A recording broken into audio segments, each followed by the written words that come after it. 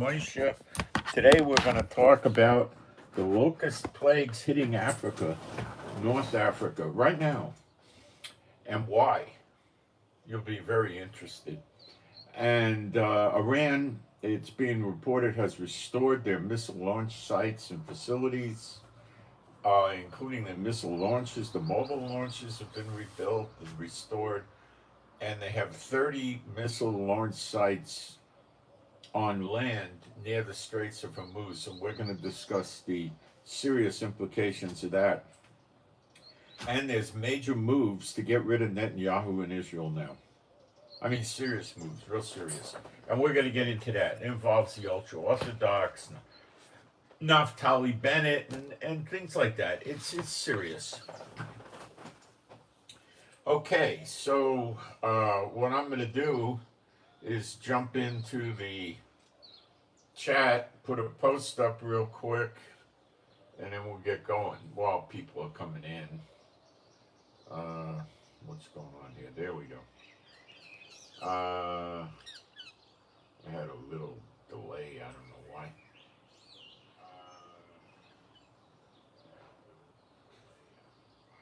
Looks like we got sound and picture.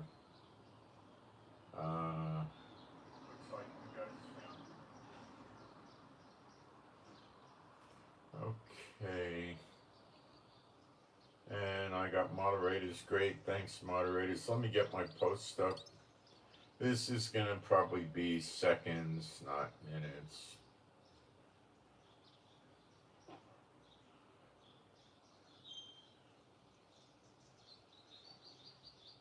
Kind of a reminder that we're listener supported.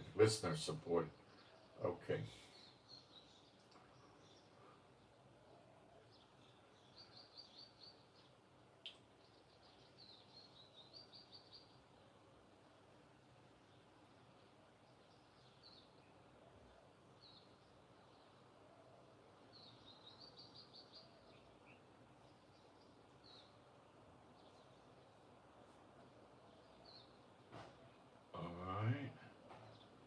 And let me check typos.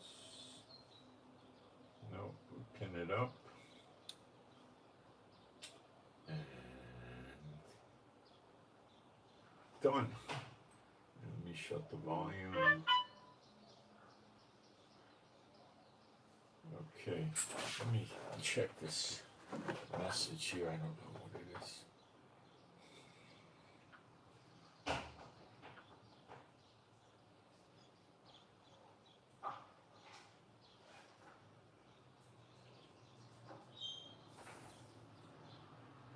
Be with you in a second.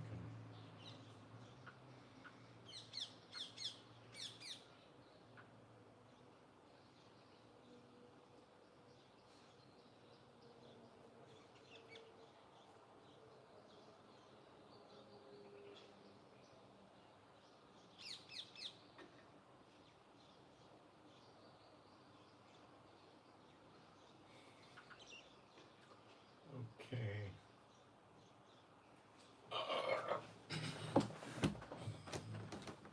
All right.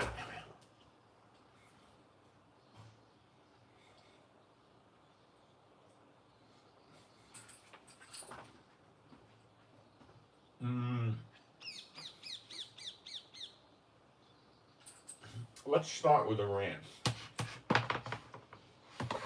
Various news outlets have been reporting that Iran has managed to rebuild or restore or revitalize their damaged missile sites and mobile missile launchers. The big problem is this. The Straits of Hormuz is close to Iran. Parts of it. Other parts go to the other side, like Oman and that area, right? UAE. Now,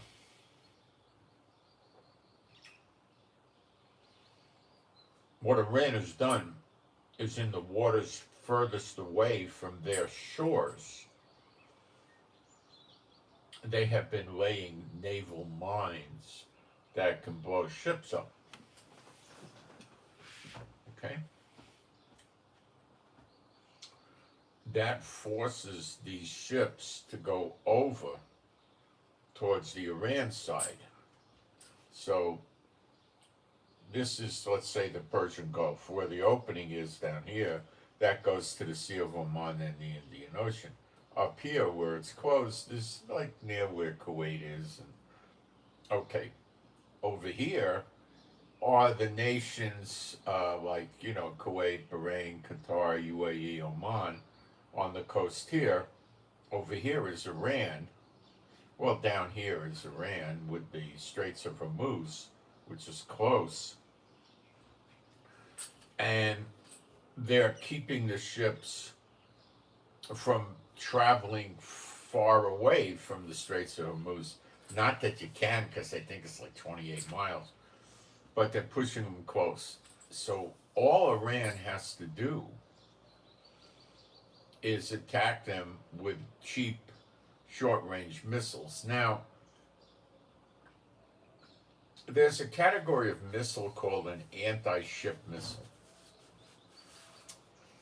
The ones that Iran has on their go-fast boats go about 10 miles. Okay? That's it. The ones America has, I don't know how far they go. I would probably take a guess at 30 or 50 or something. Or miles. But they want these boats close to the shore so they could hit them with the shorter range missiles, which is what they have, anti-ship missiles. They don't have anti-ship missiles, that are going to go 50, 60 miles. Okay, so what does this mean? They got 30 installations there. 30.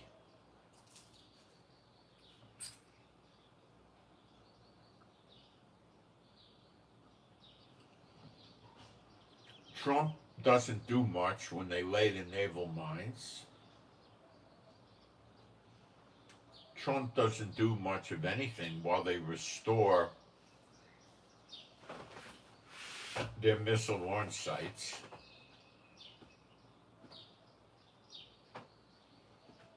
And now Trump's in China.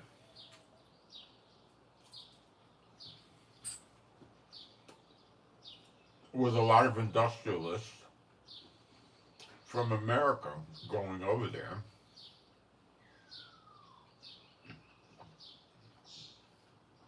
And they're not trying to make war with China. He didn't bring the generals and the admirals. He brought, like Visa, Citigroup, Elon Musk, They're trying to make trade deals.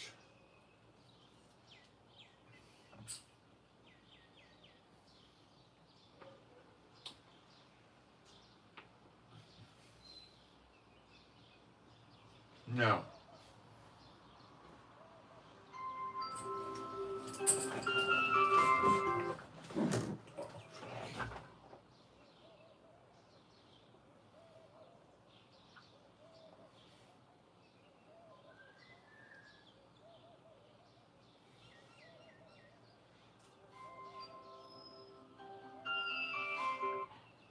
Hello? Hello? Oh, are you at the house now?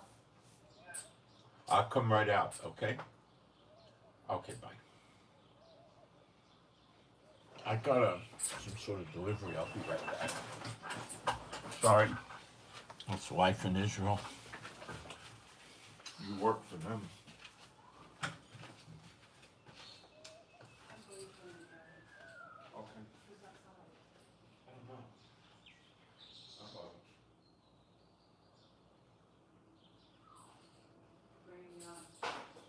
Okay.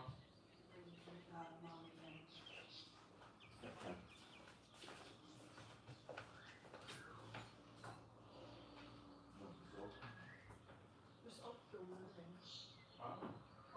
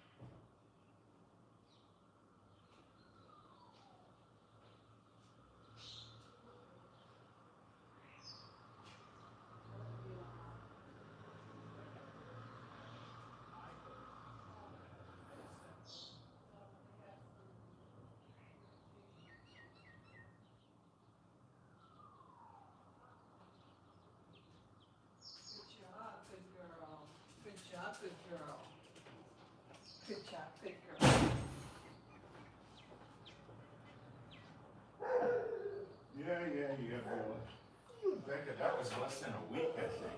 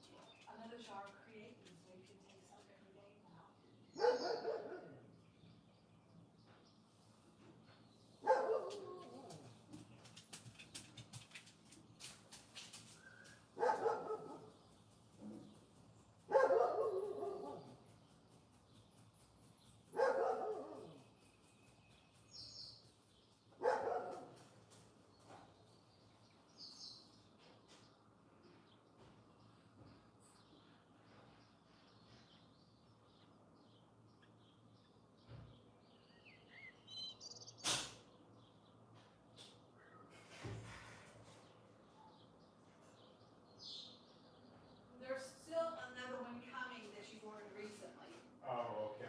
So this was probably more than a week ago. Yeah, this was just creating an electrolyte. She ordered one of some supplements, and that's not arrived yet. Okay. But it's still better news. I mean, it's not taking a month. Yeah. All right. Sorry, guys. Got it. It was supplements from my wife that she needs. So that was good. All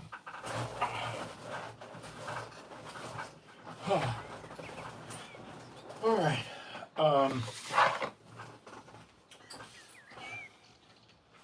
So Trump, with his idiotic, and I say it meaningfully, idea to have a ceasefire truce with the Iranians, which I'm sure Netanyahu and all the Israeli generals told him was sheer idiocy.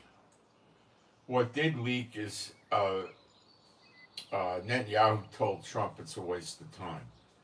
And what should have happened is they should have kept pushing the fighting and beating them down. Trump took 3 giant steps backwards. Okay? What's going to happen if Trump resumes the fighting? Kuwait, Bahrain, Qatar, UAE, Oman, Jordan, Saudi Arabia are going to get blasted. Oil refineries are going to go. Airports are going to go. Oil wells are going to go. Pipelines are going to go. LNG is going to go. The American military bases got pounded the last time. They're going to get pounded again, and they're going to try to do something to Israel. That's what Trump did. Okay? Yeah. That's what he accomplished. Against the advice of anybody who knows anything about the Middle East, having a ceasefire peace deal with these people is moronic. And now he realizes it, but he won't admit it. He won't admit it. And what he's going to do, he thinks what he's going to do is going to go with his Operation Freedom again.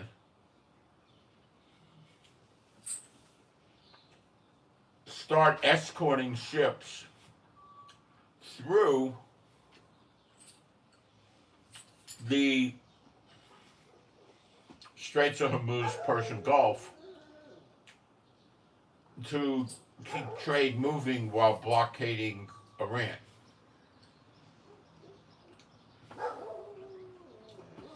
Where is Trump's massive deficiency in thought?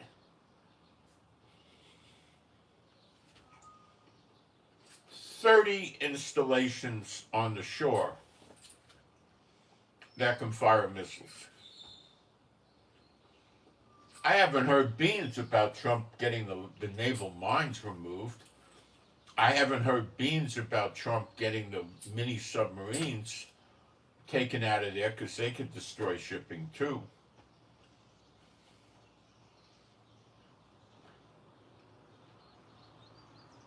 What's wrong with this picture is he starts attacking the missile installations on the shores of Iran near the Straits of Hormuz, and they start launching from southwestern Iran, not by the Straits of Hormuz, long-range missiles into all the countries of the Middle East to spike the oil prices.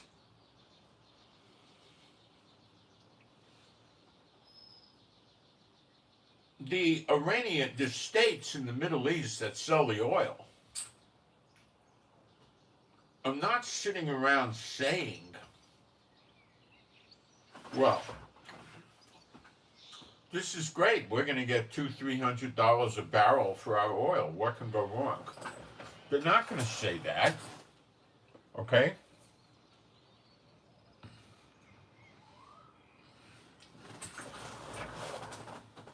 That's stupid because the economies are going to collapse. And, oil might be $300, $400, $500 a barrel, but nobody's buying it.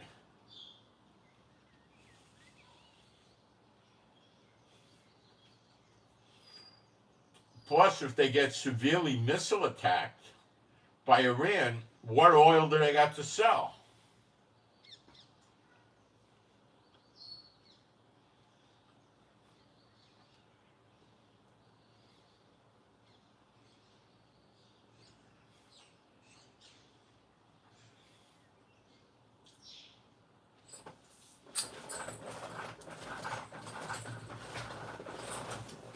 The oil-producing country dictators have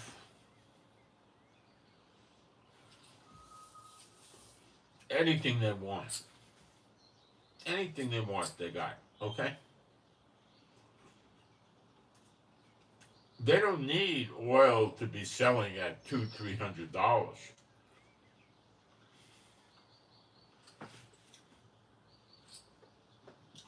They want a 300-400 foot yacht, they buy one. They want a plane that's an airliner to make it into a private jet, they do it. They don't care, okay? What happens at $200, $300, $400 or so a barrel, people got to stop using it. It's too expensive. So why can't they just continue to pay, to sell it for lower prices? Well, that's a good question. They can't because they're not going to have it. Don't confuse this with a price fixing scheme to just run the prices up. That's not what this is about. What this is about is their shortages, an inability to ship.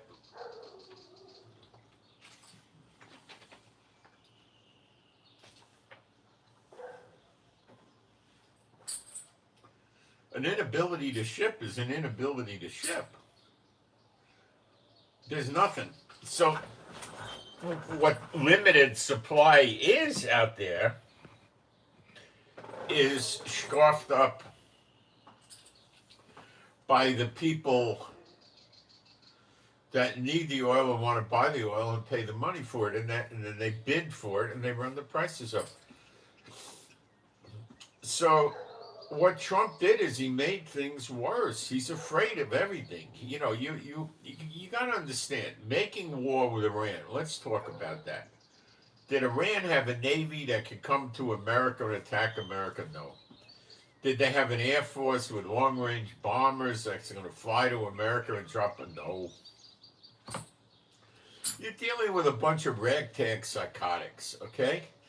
And they just say, well, we'll just load up on missiles and we'll be able to destroy all the countries near us.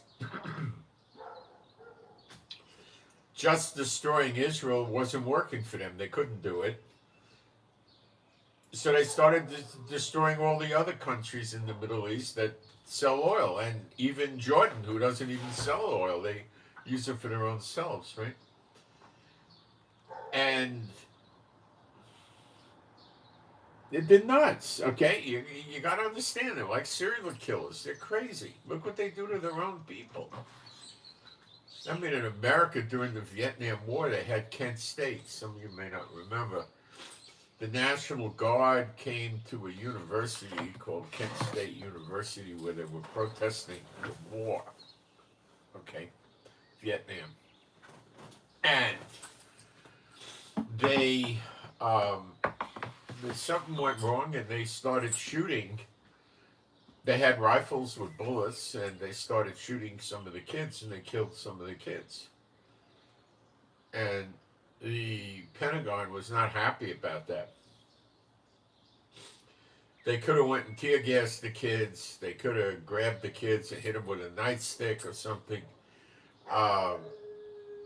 There's a lot of things they could have done that wouldn't have gotten the Pentagon, in trouble on this. They really were getting raped over. I mean, it was Nixon. Nixon didn't want to see the National Guard going to the college campuses with rifles and shooting the kids. That's what Iran does.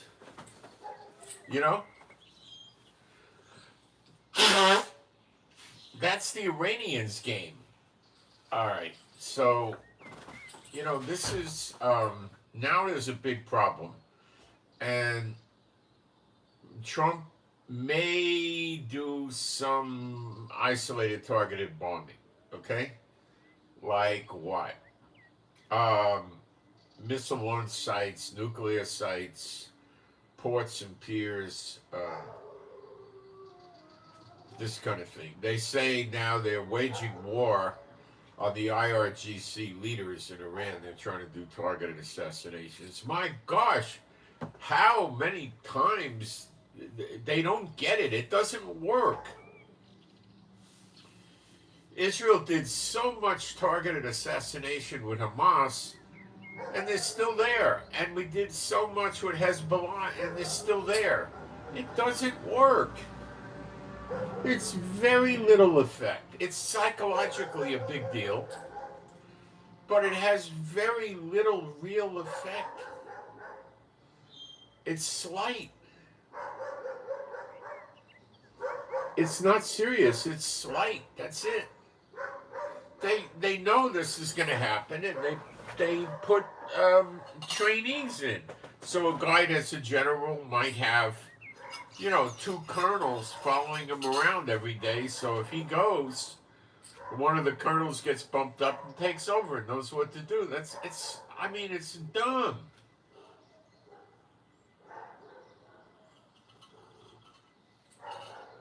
Does it do any good? Yes. Does it create confusion and bad morale? Yes, all of that.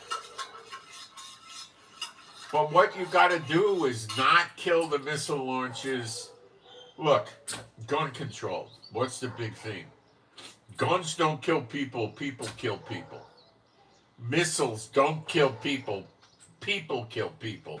Why are you blowing up the missiles? Blow them up. Netanyahu doesn't do that. That's why they're trying. One of the reasons they're trying to get rid of Netanyahu today. We're going to deal with that.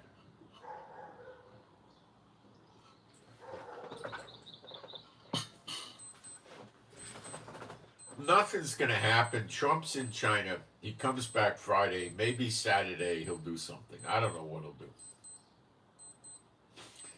He's convinced that he's going to put a blockade on Iran, and that's it. Let me tell you what's wrong with that. He's not blockading their aircraft. If he says every plane flying in and out of Iran will be shot down by America, I don't care if you're KLM, Dutch Airways, Japan Airways, Alaska, whatever. You go fly into Iran, I'm gonna have my destroyers shoot your plane down. I don't care about anything. You're not going to Iran, okay? Will Trump do that? Not in a million years, probably. Would Trump go destroy their airports for real instead of the Netanyahu destruction? What's the Netanyahu airport destruction? It's bogus. You drop bombs on the runway. What happens? They come with dirt and they fill bulldozers and backhoes and stuff, and they fill the hole up. Takes hours, right? They have dump trucks come with dirt. All right, they fill it up. Then what? They got to pound it down and compress it. Great, they got that done. Then what? Then they get the trucks and they lay concrete or blacktop or both or whatever the airport is best for. Blacktop is probably a bad idea because in the heat it gets soft, but concrete really isn't. So they pour the concrete and, it's usually 36 to 72 hours. A day and a half to 3 days, and the airport's running again. That's Netanyahu's idea of how you destroy an airport. Then you put it in the media. Airport was destroyed. No, let them have their stinking runways, or for good measure, blow the runway up with 2 or 3 bombs in different places. But you get the radar disc, you blow that up. You find where the airport's getting their power lines, and you blow that up. And that tower they have, where they have the control tower, and they call the planes in and take off and say, use this runway, this hangar, this, that, right? Blow that up. Okay? You don't have to bother with the hangars and the passenger terminal. You can, but... And what happens? Now the airport's down for months. Why don't Trump and Netanyahu do that? Because I think Trump is being influenced by Netanyahu, who's a blithering idiot in reality. Netanyahu is 80% vicious and 20% smart. He's mean and evil, and he understands politics. For the financial side of things, he's simply a curse on Israel. He's horrible on this country financially, and I think he likes it. Okay? He's horrible for immigration. Terrible. He's terrible for tourism. Horrible. He's a piece of crap. Okay? He's like an enemy of the state. He's that bad. He's almost like an enemy. He's not an enemy, but I mean, he's so bad. He only goes after things he likes. I want F-35s. I want F-15s. I don't care how old the hospitals are. I don't care how many people at the poverty line. I want my planes. That's our boy, Netanyahu. Okay? It's very miserable living with that idiot. And he's an idiot. And he's not a bright person. If he was, he wouldn't do the things he does, Not a bright person. Mean and vicious politically. Oh, does he go after his enemies? He doesn't have them killed or thrown off roofs like the Russians do. No, he deals with them politically. He's a master at that. Just if you want to talk about it as a gift, his gift would be dealing with, competitors in the political arena. And we pay because he stays in office. He doesn't get elected on the merits of his work. He never, ever goes out and say, we got a problem. There's so many people at the poverty line in Israel with food insecurity. We got to deal with it. He never talks about it. The media never pins him down on that. As soon as it comes up, then they're going to say to him, what are you going to do about it? And then he has to come up with a plan. And then if he doesn't fulfill the plan, he gets politically, in trouble. It's like a curse on Israel, this guy. He's always doing bad to Israel. Okay? Tourism is like, I don't know, down 75, 80%.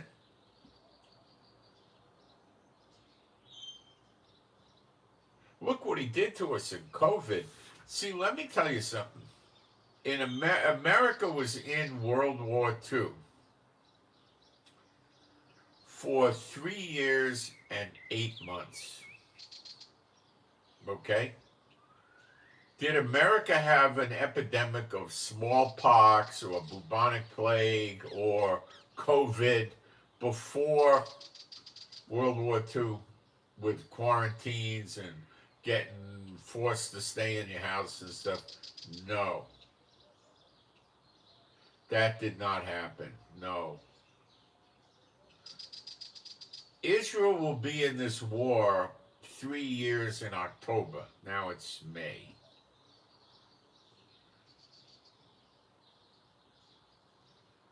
So we're more than 2.5 years into it. But we had 3 years of COVID crisis before that. Do you know how bad things are in Israel? How the people feel? Do you have any idea? It's like the Lord says, I'm for you, but I'll not leave you altogether unpunished. He's punishing us. At the same time, he's doing recompenses.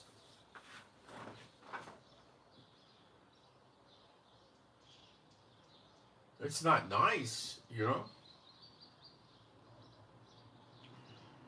When we had the COVID and they started home quarantine, much of Israel lives in apartments. You know how hard that is?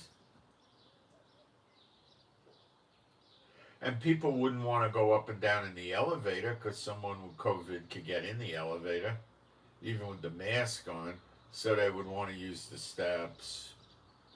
If you had a balcony and you wanted fresh air, you could go sit out on your balcony. But then if the balcony next door, the neighbor came out and started coughing, you'd freak out. Oh, he got COVID, you know? So we have a private, what's called a private house. We live in the middle of nowhere. So we got grounds, front and backyards and side yards and stuff. So we were able to go outside and sit outside anytime we wanted to, you know.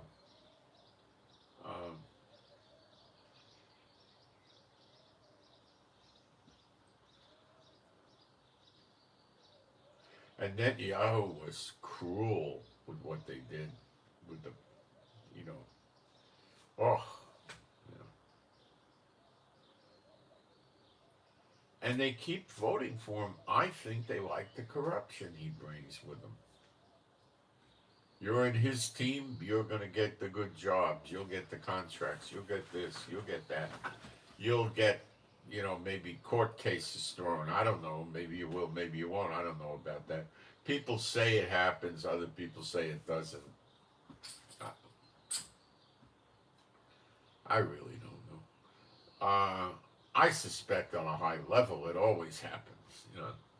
But anyway, I don't think they're straight in the courts. If you wanted me to guess at it, my guess is they're not right in the courts. They're evil.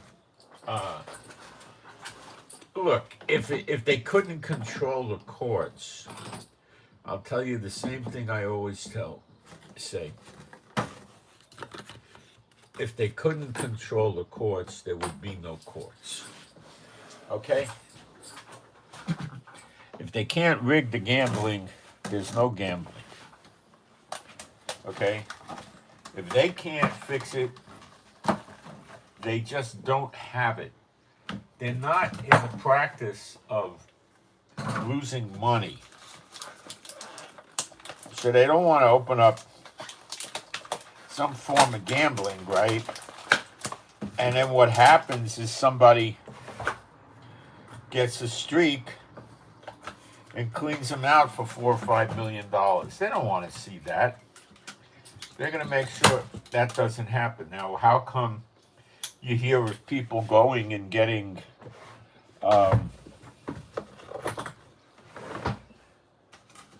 winning?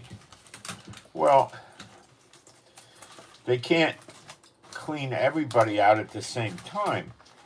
They just go after the big players. So if you're at a blackjack table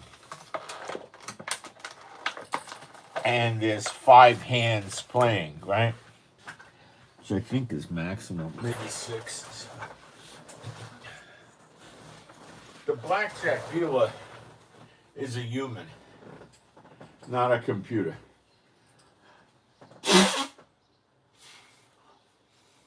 They can move cards around and different things like that, but what they can't do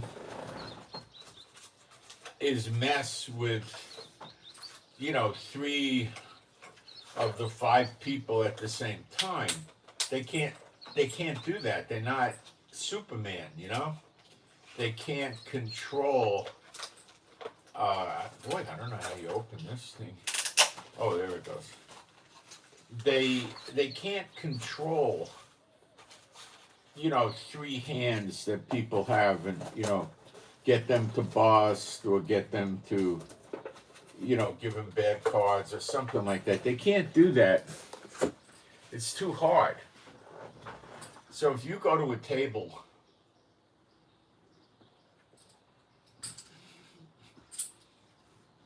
where people are playing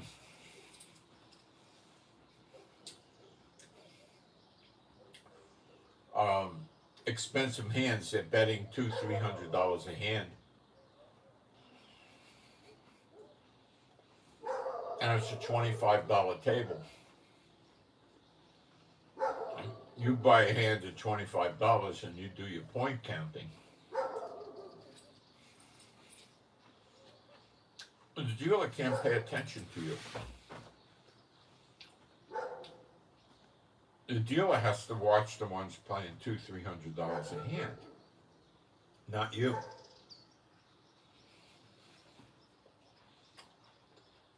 The dealer's pretty much not going to care what happens with you. If you win, you pick up $25. Whoopie-doo. If the guy with the $200 hand, there's 2 of those win, $400.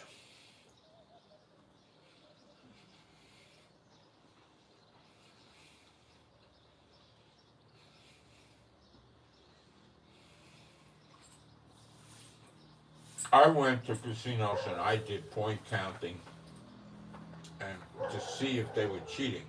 I did this on cruise ships. I understand point counting. I took finite math in college, which is probability theory and stuff like that. I understand it very well. And you watch the dealers in the casino and they have what's called a show card. One of their cards shows. And what they do is they deal doubles and triples. They can manipulate even with the shoe. They can manipulate the hands. You could study that. People on YouTube will show it to you. It's done. It's hard, but it's done. And they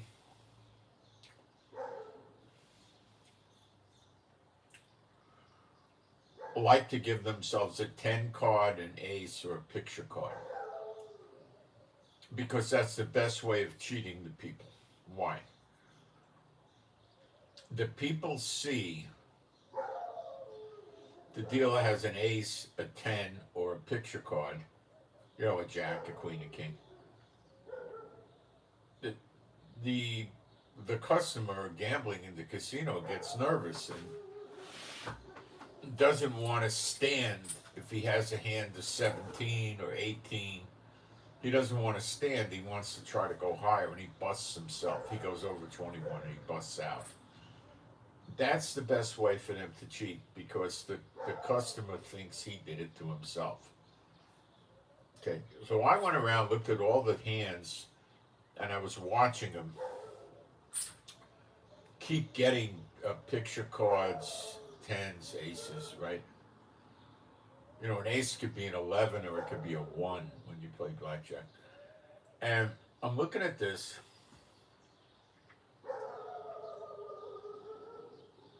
And I'm running the probability of this, and it's the odds of that happening are about as good as you jumping off a 10-story building roof and walking away. Oh, it's possible. But no. It's sad. And you're not allowed to film in the casino. They got laws against that. Supposedly for the privacy of the person gambling. But what it really does is it protects them. Because you could, if you film them doing it, you know, when they're dealing with the shoe, they're going like this. You know, it's the hand is quicker than the eye. That's why boxers land punches. Okay. All right. So you don't see it, but if you filmed it, and then you went home and slowed it down threefold, fourfold, you'd see and blew it up. You'd see everything they're doing.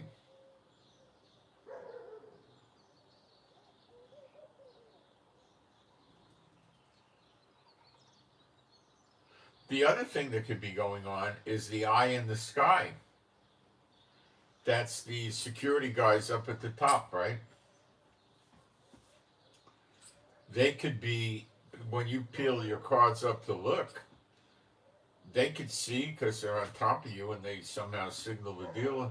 I don't think they bother with that. It's too much trouble.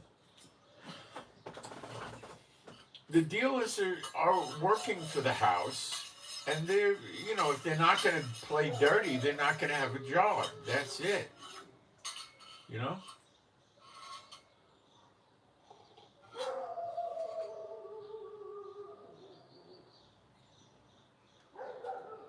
That's it. Do they make a lot of money? No. They make out okay. People tip them, you know.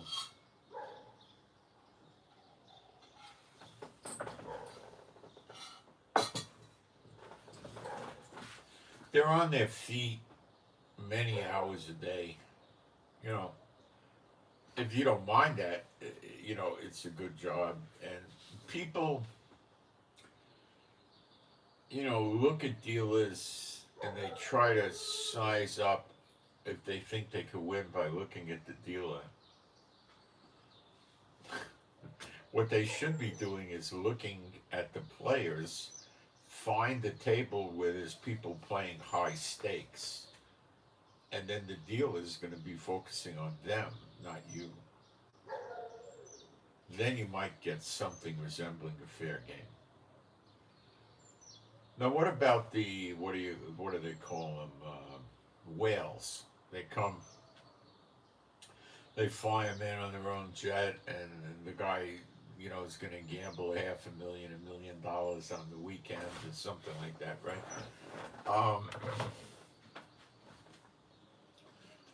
How does that work? Well, generally speaking, the guy goes to his suite that they give him, and they send a dealer up there. Now, do they cheat this guy? If they couldn't cheat the guy, they wouldn't do it. Okay? You got to understand that.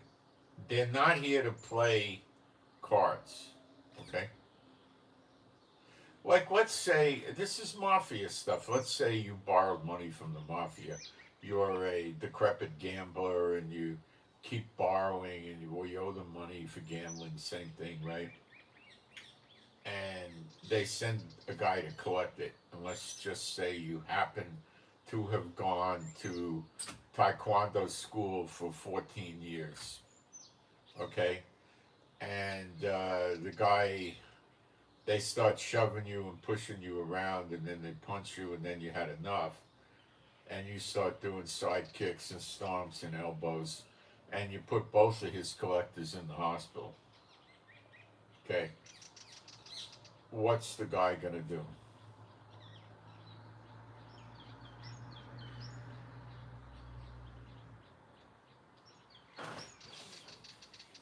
He's going to send other people that are going to just hurt you. They're not going to collect. They're just going to hurt you. Like they might hit you with a car. Um, they might just come at you with baseball bats and break your legs, your ribs, stuff like that. That's what they'll do. What happens if you, Mr. Taekwondo champ, after you get those guys, you go down to him, you find him in his hangout wherever he is, and you bust him up and put him in the hospital for 3 weeks, and you tell him, you grab him when he's laying on the floor and the blood's coming out of his nose and his ears and his mouth, and you hold his face and you say, I'm going to kill you and your family if you ever do this again. Suck it up. I'm not paying you. What happens then? You probably got away with it. That's what happens then. If the guy's really in a big organization, they might do something about it, or they might not. You know, the general rule, most people don't understand this, is if the guy doesn't pay. Now, there's a gambling debt and a loan shark. Let's talk about a gambling debt. If he doesn't pay his gambling debt, what did the bookie lose? Nothing. He just didn't lose anything. They basically blacklist the guy. They tell the other bookies not to let him bet. He's a crook, and that's what the 99% of the time they just leave him like that. Now, what if it's some amazing debt like $300,000-$400,000? The amount of times that happens is so rare that it's not worth talking about. It doesn't happen. Okay, the bookie's not wealthy enough to pay off if a guy bet $300,000 and he got 9-1. You think the guy's got that much millions of dollars on hand? And come on. Some do, but not much. You know, now you go to a loan shark and you borrow $100,000. That means the guy gave you a stack of $100 bills, and you don't want to pay him back. Well, now we got a different circumstance developing. The guy's out of pocket money. It's not some gambling debt that's not real. He didn't lose any money. This guy really lost money. So he's got to get that money back. But you see, the loan sharks aren't going to loan money to somebody unless they have a clear viewpoint as to how that guy's going to pay them back. Okay. Now, there are things that people that have businesses that are wealthy need money fast for a few days, not gambling. Let's say the guy wants to buy an antique car for $160,000 and he can't get the cash right away. And he wants it. He's going to lose it. He's infatuated with that car. He has a business that has 360 employees. He's got 3 locations. He's got trucks, this and that, a big house. The loan shark knows him, knows who he is. And yeah, he's going to give him $160,000 because he knows, he's going to ask the guy what's going on. The guy's going to tell him. And he's going to say, all right, what is he thinking? If the guy doesn't pay him back, he'll take the car, or something like that. He knows the guy's going to pay him back. And a lot of times the guy will pay him back before the end of the week. Okay? He's in a bidding situation. And if he doesn't come up with that bid with the cash, he's going to lose it. And he can't come up with the cash right. Things like this happen. And, or somebody wants to buy a house and they need a down payment. And they got the money, but they can't get it together in time. This is the sort of thing you get,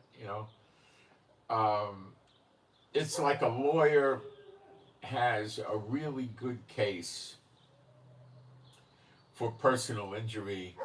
Some guy jumped up on the curb and ran this guy over, and the guy can't walk right anymore, or something like that. So, the guy's 39 years old, so it's easy $2-3 million, and you know, yeah, the lawyer's going to take the case and lay out all the money, and at the end, he's going to get the 40%. So the guy's going to be crippled the rest of his life. He gets 60%, and the lawyer gets 40. So the lawyer, in a case like this, basically has a license to steal. A wealthy person wouldn't do that. Would go, because let's say the guy gets $2 million, right?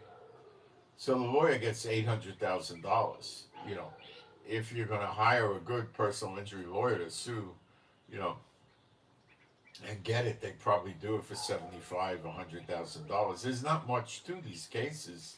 You get the medical records, you get the reports, you get witnesses, you put it together, you file, you go to the judge, they futz around with you on the other side, you overcome it, and then eventually it's negotiating time or trial. And probably 80% or 90% of these things go to negotiation, and they settle out. They don't go to trial. And if you do have a trial, what is covered in the trial? Well, you got to establish that the guy hit you, you know, police reports, witnesses, right? Okay. Then you got to establish your damages, which is doctor's reports, x-rays, and hey, shut up! Stuff like that. Shut up now! Shut up! The door's open somewhere. Mommy, you shut up! Mommy, come here. Come here. Mommy, come. Come. Mommy, come.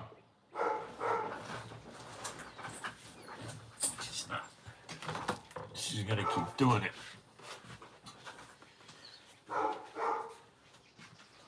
What are you barking at?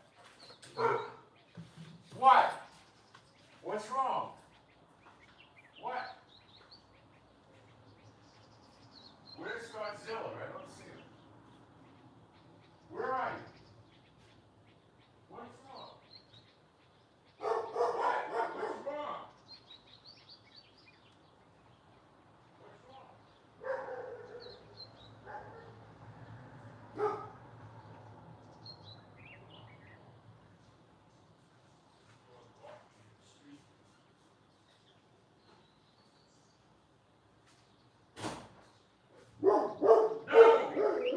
No! I don't like it. Stop it.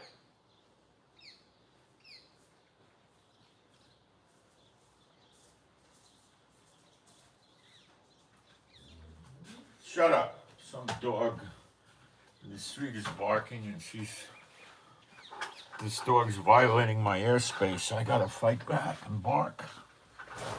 All right, so Trump's got himself in a tizzy with Iran, and I think where Trump's going to go on this is Operation Freedom, whatever it is, and try to escort the boats. Listen, it's not working.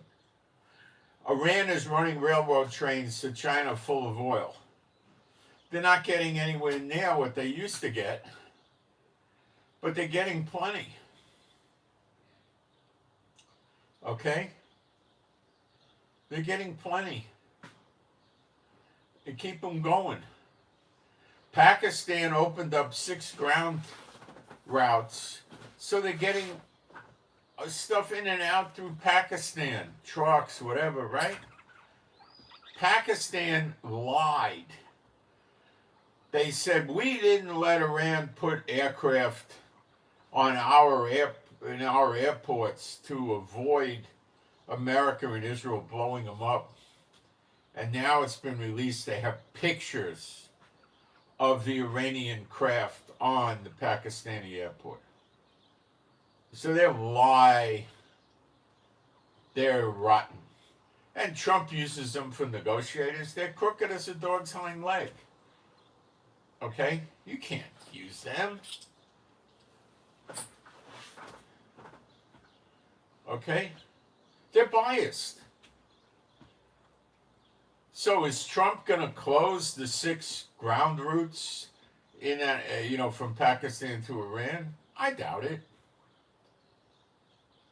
Does Iran have ground routes in and out of Afghanistan? I'm quite sure they're helping them too. I don't know, but I bet they do.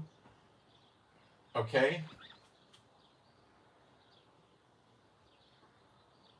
Is Trump blowing up their railroads? No. Could he? Yeah. Netanyahu started doing it before the war stopped. Israel knew what was going on.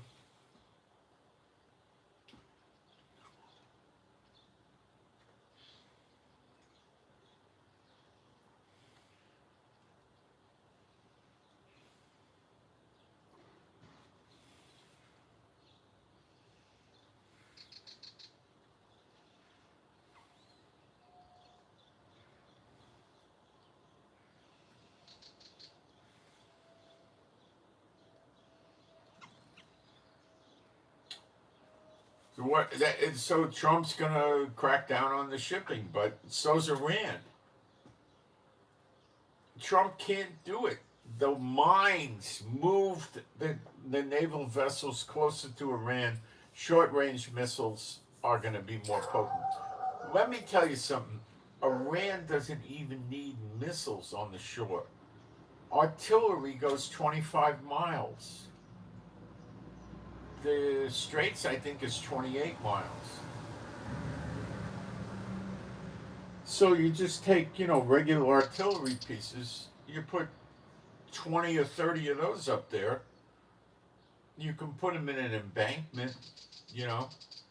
How does that work? Well, it's easy. You build, concrete, like 3-foot walls, 6-foot even, whatever you want to do. And you put the artillery piece in there with a big opening, like a window, if you will, where it shoots out, and you put 100 shells in there with the artillery piece. And you got 3 guys in there sitting on a chair playing cards and drinking coffee until they need it, and then they spring up into action. So you've got, you can put 6-foot walls. Hitler did that in World War II, 6-foot concrete. You're not getting through 6 foot of concrete that easily. And you gotta, put stuff on the roof too. You gotta cover that well with many feet of concrete. And that's it. Can those things be taken out? Yeah, you probably just gotta drop, I don't know, 2, 3, 4, 500-pound bombs on it, and it's gone. But you got 30 of them. They put it back. But let me tell you another thing they can do. They can use mobile artillery, the things that look like a tank with a long artillery piece, and it's probably not going to go 25 miles, but it'll probably go 15 or 18. Then you start plinking at the ships going through, American destroyers, foreign vessels. You got 30 artillery pieces, and boom, boom, boom, boom. You keep taking pot shots at them repeatedly. What's going to happen? You're going to hit some of the time. And when you hit a little bit and you damage 1 or 2 ships, you think the other ships are going to go through because Trump tells them it's okay? I don't think they're going to go through.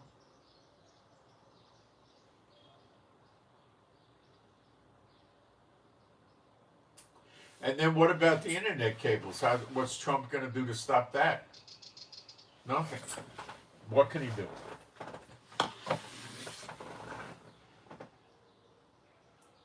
So Trump made a mess of things with Iran. Rest assured, a mess. Okay? So let's talk about the Locust plague in Africa. It is a serious amount of locusts. It's not lightweight. Okay? And it's in North Africa mostly. And I'm going to pull my notes up and go through what countries and all that with you right now. And you know that a locust plague is a plague. And a plague is, you know, Matthew 24, and one of the signs of end times. According to recent updates from the Food and Agricultural Organization of the United Nations, active outbreaks this year have been concentrated in. Now, these are right now active. Okay? Morocco, Western Sahara, which is more like, I don't think that's a country, but anyway, maybe it is. And parts of Algeria. Let's see, is Morocco a Muslim state? Yeah, it is. It's a Muslim majority country. And have they been mean to the Jews? Did they throw the Jews out of their country and confiscate all their money and all that other stuff? Like in the 1950s, I think. Oh, gee, they did. Are we in the time of recompenses? Yeah, we are. Sahara, I think, is just an area. Okay. Now then we got, but it's Muslim majority countries in that area. Then we got Algeria. Is Algeria a Muslim majority country? Yes. Were they mean to the Jews and threw them out of their country and took their assets and everything? Yeah, they did. Is this the period of recompenses? It is. Oh. And who else is getting hit? Saudi Arabia. They certainly don't like Israel. Muslim majority country. Sudan, Muslim majority country, doesn't like Israel. Mean to us. Yemen. Well, we know they don't like Israel. We did an emergency airlift several decades ago to get the Jews out of Yemen. And they fire missiles up at us. And Egypt. Oh, that's the Muslim majority country with over 100,000 soldiers on our border in the Sinai Peninsula. And they forced us to give the Sinai Peninsula back through America with Anwar Sadat when we took it back from them. Oh yeah, that one. Oh. Oh gee, what a coincidence. They're all Muslim majority countries that are mean and have been mean to Israel and are currently mean to Israel. Gosh, what does that mean? I'll leave it up to you.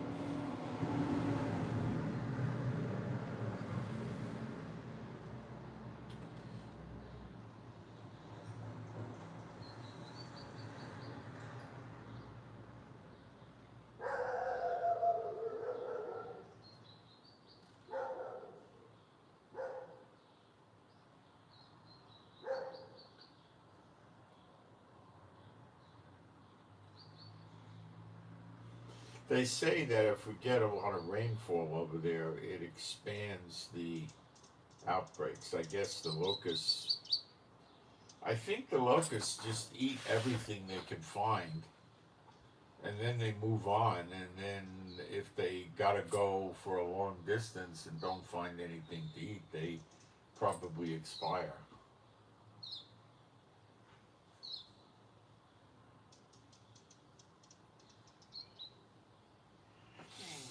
It's not considered at this point in time to be a global locust plague. It's restricted into this North Africa region. Okay? But I found it very worthy of interest because of which countries were affected and what common thread did they have. Pretty interesting. Of course, it's going to be considered psychotic discussion on my part, and it's not going to be in any news that is recognized as reputable, they'll never discuss what I just did.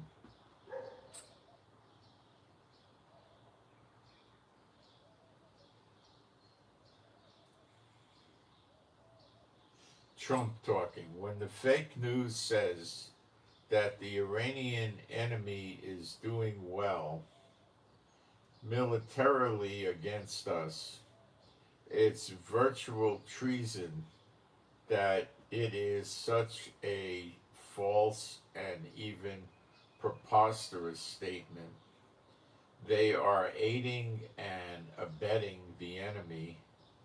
All it does is give Iran false hope when none should exist.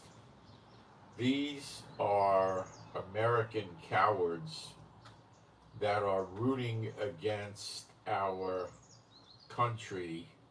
Iran had 159 ships in their navy. Every single ship is now resting at the bottom of the sea.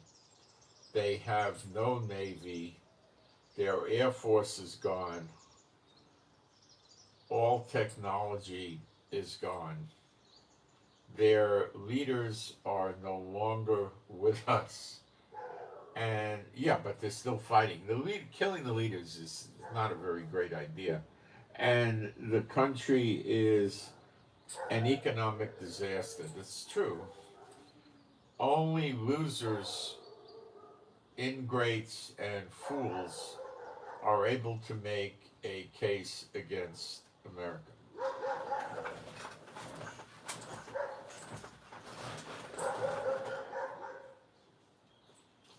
So Trump is trying to convince everybody that he's winning. And, you know, if you were dealing with sane people, which you're not, when you're dealing with Iran, you're not dealing with sane people. If you were dealing with sane people, Trump would be right.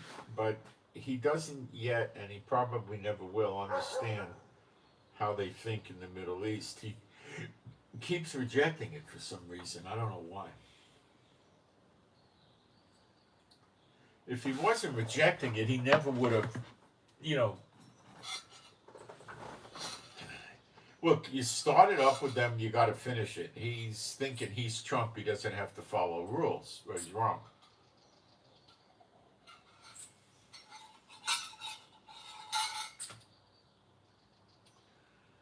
You start with them, you got to finish. He's not doing it.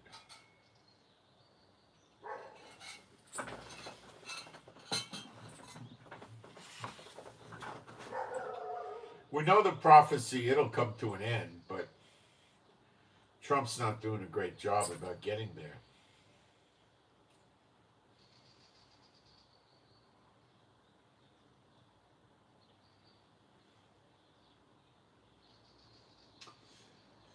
There were 33 missile sites that Iran was before the war maintained along the Strait of Hormuz that's on their land, and approximately 30 of the 33 are back in service, and 90% of Iran's underground missile launching facilities are now partially or fully operational. See, I am rather sure the generals told Trump that this ceasefire is a bad idea, and Trump probably said, no, I got that book, The Art of the Deal, and I can make a deal with them. And, you know, he's just nuts. You can't. The only time the Iranians will make a deal is if you got them boxed in a corner and you got a gun pointed at your head, and then they'll say, yes, let's talk, it's all right. Well, I want to make peace with you, let's make peace. You know, that's it.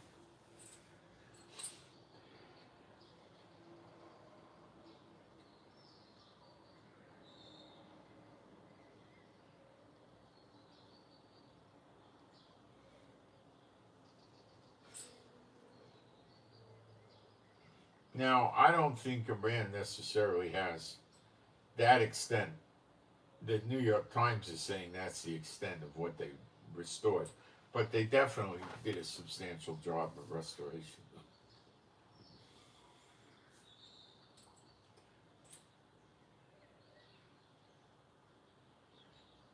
Netanyahu was politely telling Trump that you don't want to do ceasefires with them, but you know. And then Trump was saying, "Why do a ceasefire? I'm winning. I don't want to do a ceasefire." Something changed. He's afraid of something.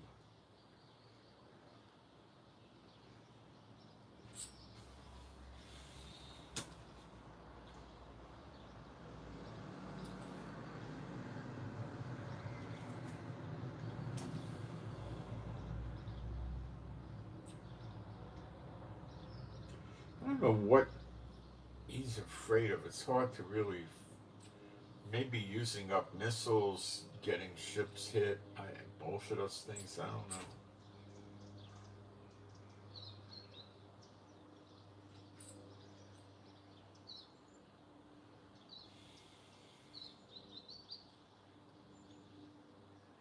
Some of you remember the COVID crisis and how bad it was with the quarantines and the masks and all that. You know. Well, we went through that like you did, and then we got a war that's almost 3 years old, right on the tail of that. So you could imagine what it's like here. Um,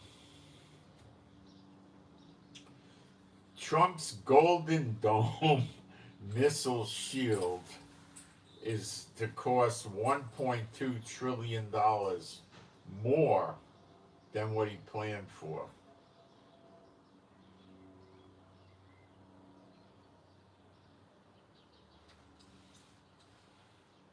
He originally was talking 175 billion.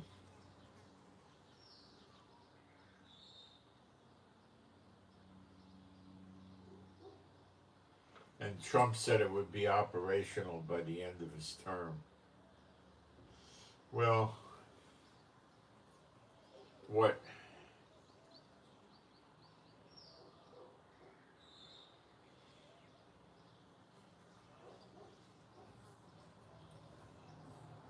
what Trump's talking about is making Israel like what Israel has with the Iron Dome and the Iron Beam and David's Sling and all the other rockets we got, and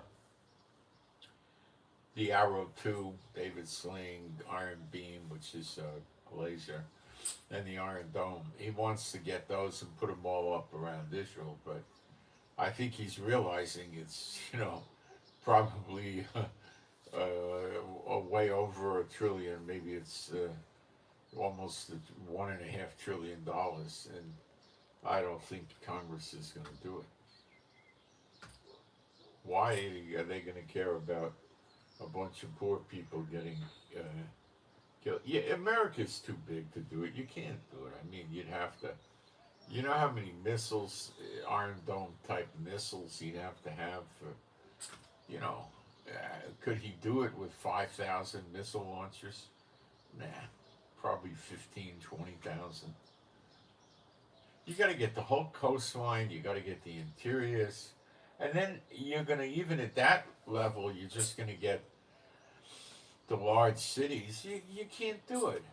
I mean, it's too big.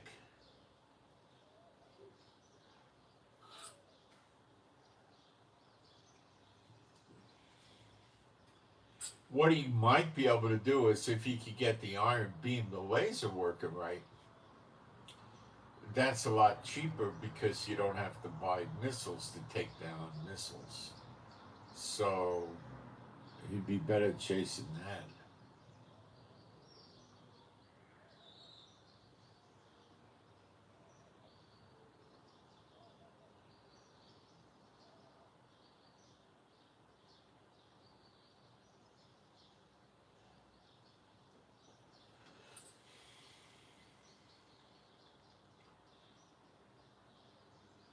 Well, we stopped an attack. Hezbollah was staging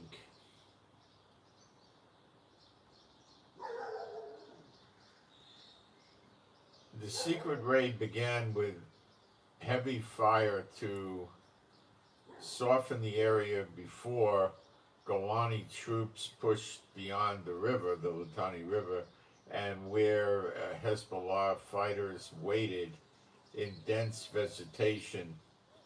Explosive drones targeted the soldiers of Israel, and underground compounds prepared for attack on northern Israel. They were uncovered and destroyed. The Hezbollah was planning to do an October 7th up in northern Israel.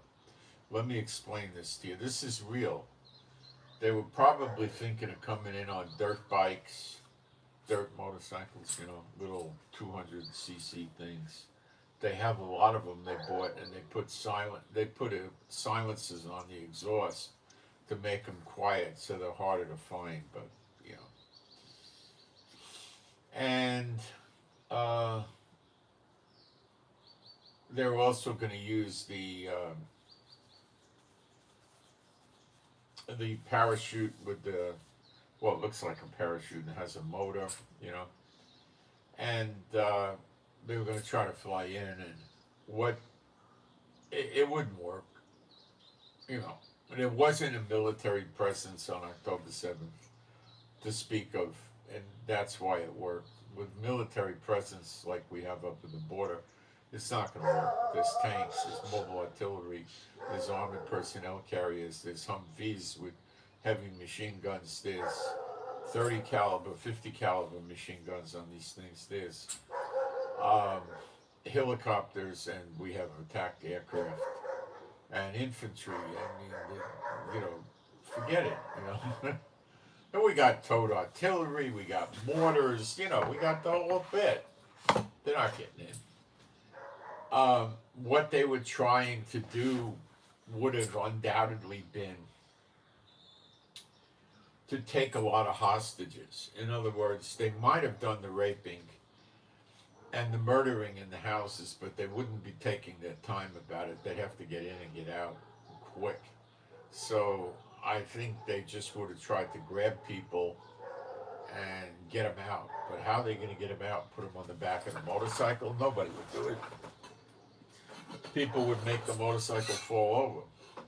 Or while the Hezbollah is driving the motorcycle, if your hands are free, rip his eyes out or pull his throat. A lot of things you can do. So they have to tie the guy up on the back of the motorcycle. That's ridiculous. You can't do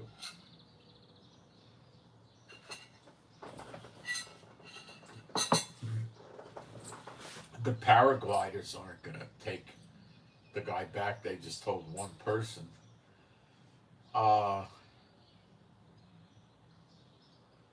So they were probably thinking of using these drones that are operated with the fiber optic cable to come in and create chaos with the military. Then they try to storm in, and they'd be perfectly happy taking soldiers as hostages. But the idea would probably be to try to take 100 or 200 hostages and go back and use that as a bargaining chip to end the war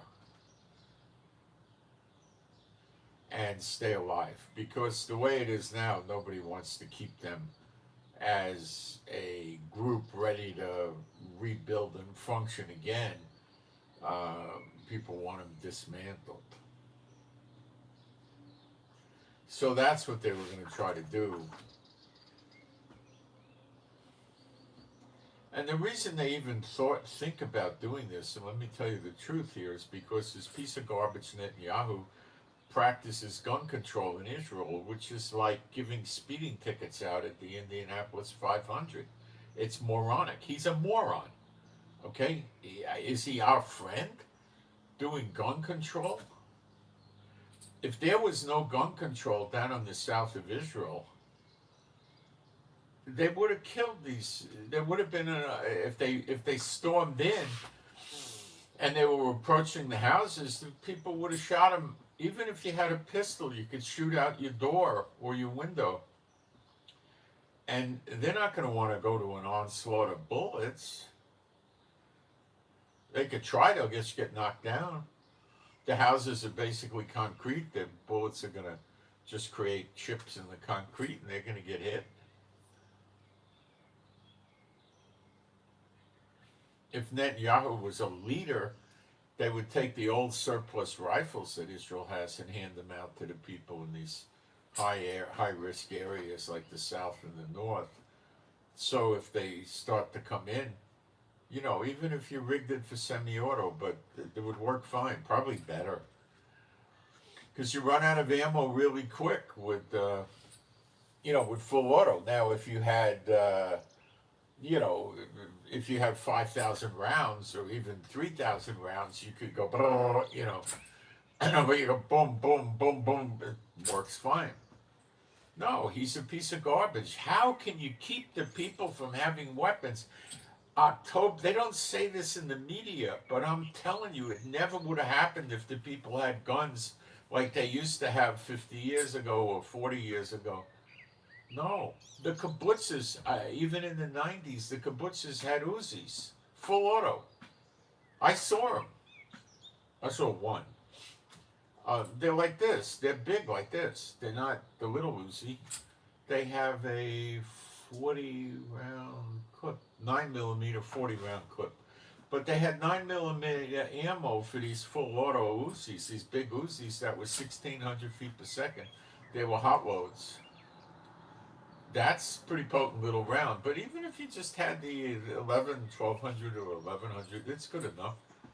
Because you're hitting with multiple, But now the Uzi's not going at 3,000 rounds a minute. It's probably going at about 650 rounds a minute. So it's going to go bop, bop, bop, bop, bop, But that's fine.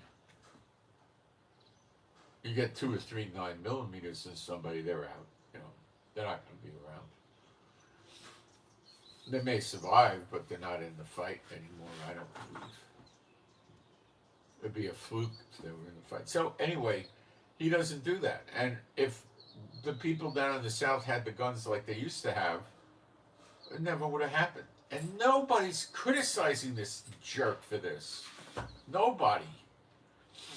So how is Bennett going to do his claim to fame? Okay, Bennett formed a party with Yair Lapid, and it's a sort of they're calling it a centrist, a central.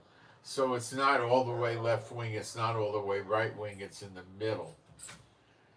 And they're calling it Ba'achad. What that means literally is in one. But they're translating it using the word together. It's pretty similar in meaning, right? And those two clowns announced their party the same day that the ultra-Orthodox, which was last night, are calling for early elections for Netanyahu today. Today. And they're saying that they're finished with Netanyahu because Netanyahu had to finally tell them there's not enough support to move with any legislation that would continue to exempt you from the draft.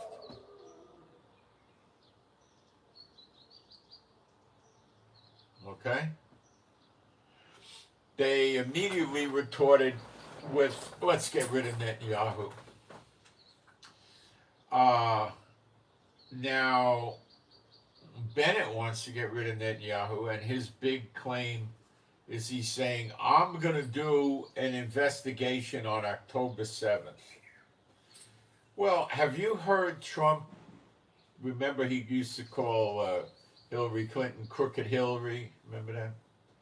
And Joe Biden made fun of him, and then Obama. Did he ever do any prosecution against any of them? No. Did the Biden administration get Trump prosecuted like in New York and tried to do it in the federal level? You bet they did. So maybe Bennett will do it. I don't know. Bennett got to win first, but he was in for about a year. And The ultra-Orthodox are not in Bennett's court. Bennett will want the draft on their heads, on the ultra-Orthodox. The ultra-Orthodox only want to hook up with somebody that's going to keep taking money from the Israeli public and giving it to them to support their teaching institutions and their schools and all this, you know. And yeshivas, they call them, and keep them out of the draft. So all you other low-life Israelis that aren't ultra-Orthodox, your kids go get killed to save our kids, but our kids aren't going in. You know, and the people in Israel are really sick of them, okay? The hypocrisy, and you know, they're really sick and tired of them, you know. And Netanyahu used them for votes, but he can't deliver what they require.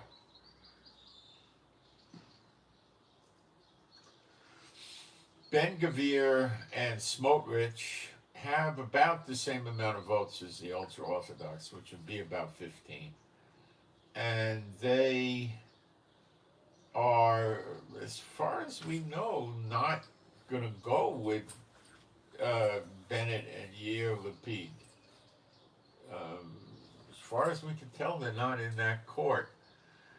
They might switch over, but I don't think that Bennett and Yair Lapid are as right-wing oriented as these guys, Ben-Gvir and Smotrich, are. But they need votes from someplace. They're not going to get them from the ultra-Orthodox, so they could get them from Smotrich and Ben-Gvir, but then they're going to have to give stuff up to them.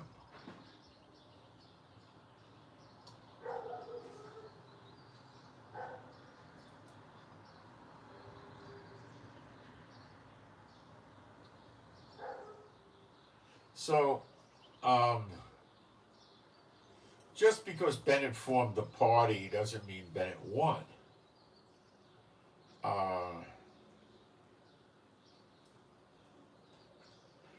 It came out that Netanyahu has cancer. The court wants to get his medical records. He's ignoring them. See, the court doesn't have any teeth. The Supreme Court, they can't do much, you know. So he just ignores them.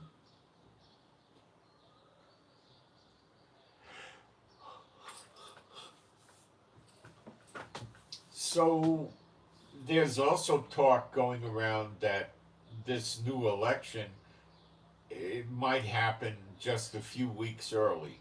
So the October 27th is when the regular election is scheduled, and they're talking this might occur in September. But I don't know what they're basing that on. I think it's just noise. They're trying to help Netanyahu tell the people it's going to take a long time. That's because they're running on this 90-day thing. So you got June, July, and August basically would be your 90 days before the election. So May, the Knesset futzes around and decides they're going to hold new elections. Then they go 90 days, and then they have the election. But there are provisions when there's wars and other things to accelerate that greatly. So we'll have to see. I don't know who is backing.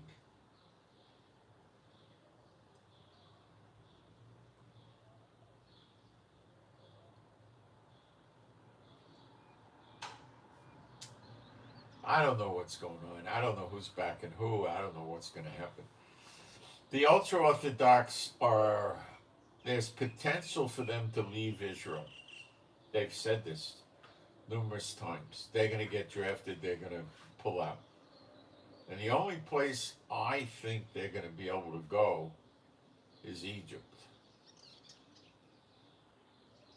And I think that would be what their leaders would do, because the scripture says you're going to go back to Egypt again. And I think it applies to them. And they might actually wind up out there. I don't know.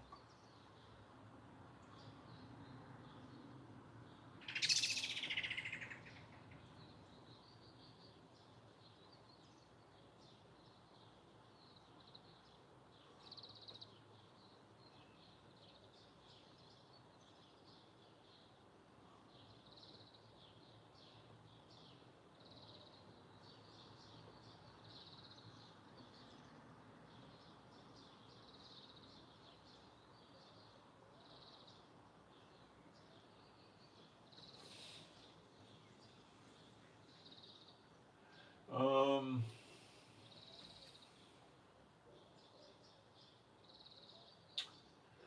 it's pretty interesting to watch this.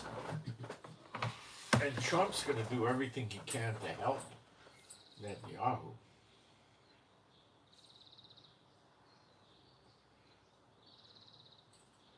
So, what's going to go on? I don't know yet. It could, I mean, the vote of no confidence, I think they're going to get that. If they get that, and Netanyahu can't produce 61 votes, then new elections get scheduled, but it would probably be for September. So it's not going to knock Netanyahu off course by about a few weeks.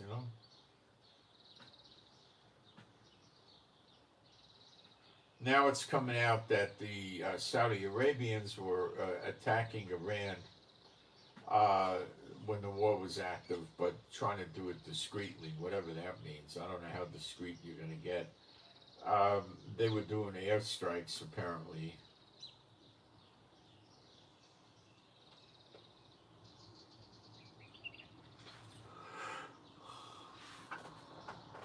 I believe other Gulf states hit back quietly at the same time, like UAE. So I don't know if Saudi released that information or maybe the Americans released it because the Saudis were telling America they don't want them using their bases or their airspace, and that'll pitch Iran against them pretty hard. The UK is doing something here that's a bit of a surprise. They're sending naval drones. Those are boats that are operated without a live crew, little boats, but they can attack.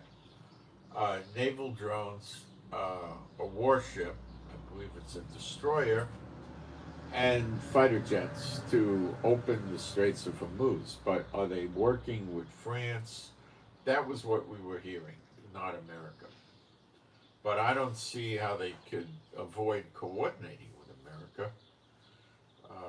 So I imagine there'll be some camaraderie there somehow.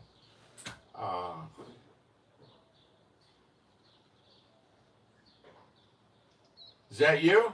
Yeah. Oh. You can always check your internet when you get done. The guy next door's got me up on poles on ladders. Oh. Okay? All right.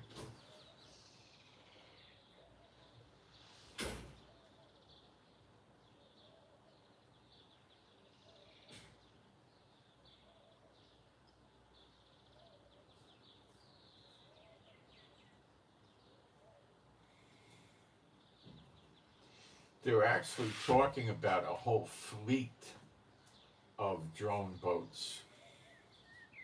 And what's in a fleet? I don't know.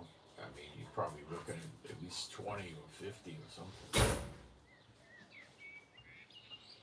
And the destroyer that's going to be there is probably going to be operating the boats. And the fighter jets are probably for air support. That sounds like what they're trying to do.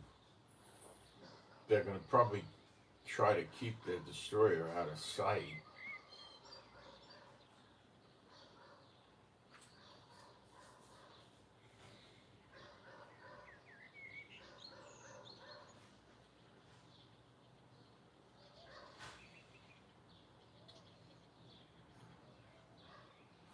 This guy Starmer, they're telling him to resign.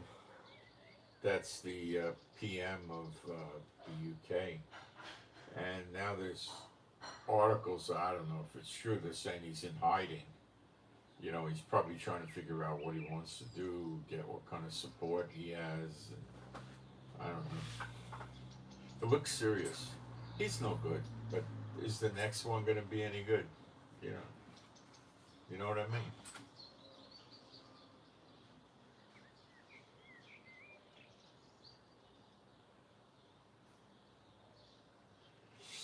There's talk now in Israel that there's so many American aircraft on the ground in Ben Gurion, that's our airport near Tel Aviv, that it's interfering with the amount of flights coming in and out of our airport, the civilian flights. They got so many planes there. So it's possible that the Saudi Arabians kicked them out and they moved everything to Israel. Saudi Arabians, this kid running it is an idiot, you know. So there's fewer flights in and out now. It's not good for our tourism.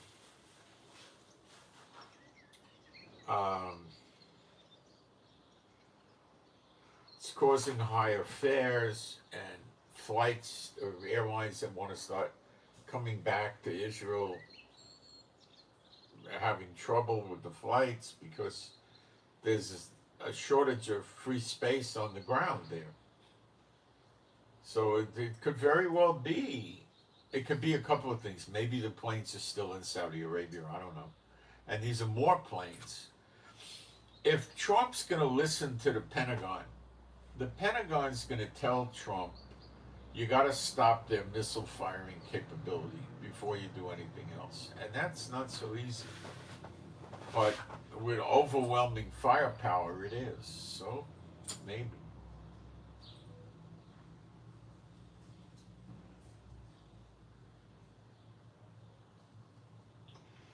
The Greenland, well, it's really Denmark. Denmark is in talks with the U.S.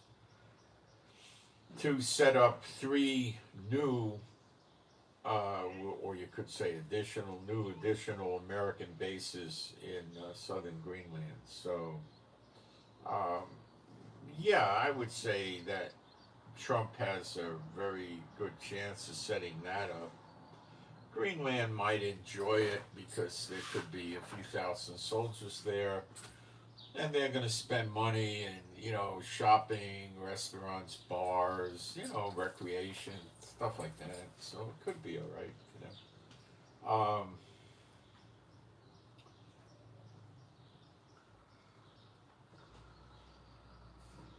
So they're talking about September elections because I worked the math out for you. They've got to have at least 90 days. But there are emergency procedures, especially during war, where they could go ahead and do it right away. They could, if they wanted to, they could do a vote of no confidence on Netanyahu today, and they could turn around tomorrow and ask for anybody who has 61 votes to step forward and make sure his votes are real, that the people vote for him, and then we get a new prime minister and a new Knesset right away. So it doesn't have to be in September.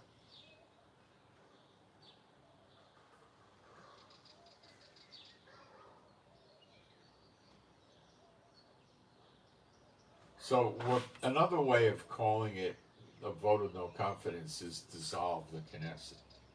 Okay. Basically, the Knesset does nothing except things like a budget. Very little, if anything. And the prime minister and the Knesset, if it's dissolved, are not allowed to initiate new legislation before the election, accepting budgets. And Netanyahu is no longer a prime minister, he becomes a caretaking prime minister, so he's very restricted in what he can do. Could he still run the war? Yes. could he still tell the court he's busy running the war, he can't come to deal with his criminal cases? Yes, he can. Would he get away with it? Yes.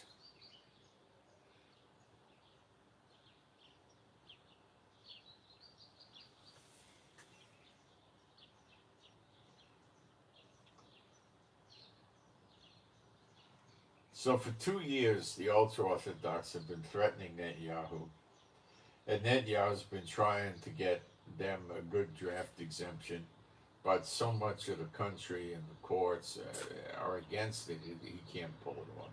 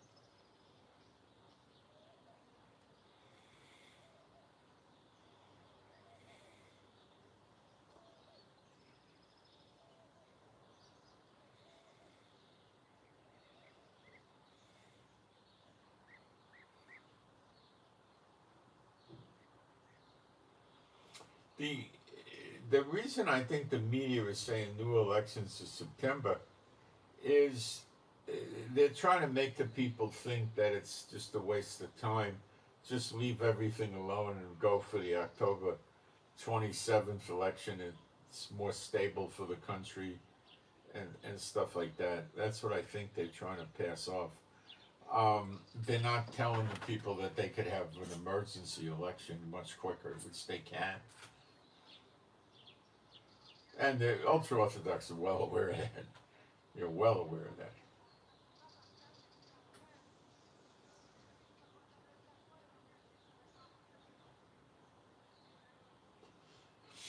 What the media is saying about Bennett and Yair Lapid launching their party called Together is they're using the word that Netanyahu is hysterical about it.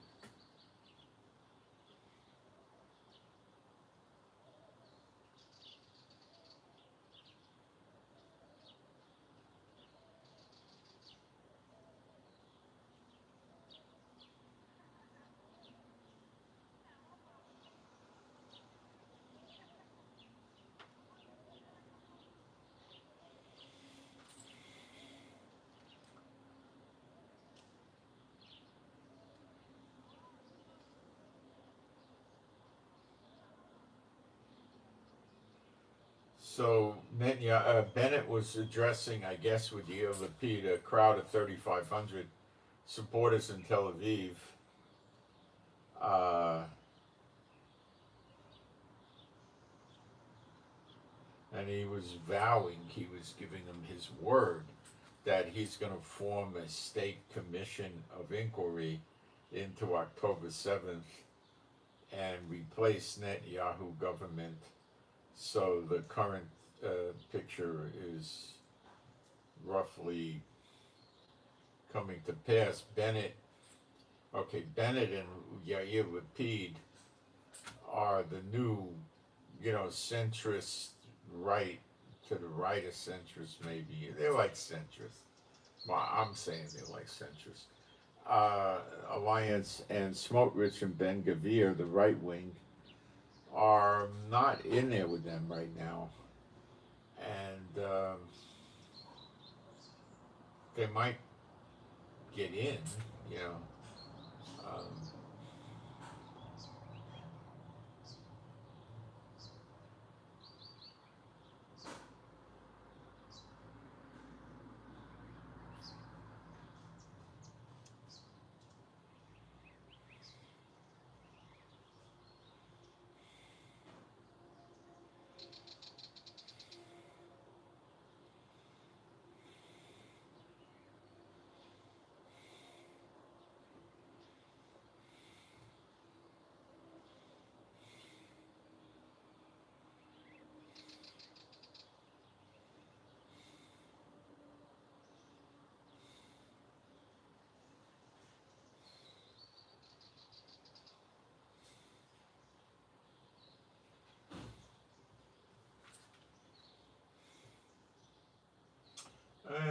else is going on?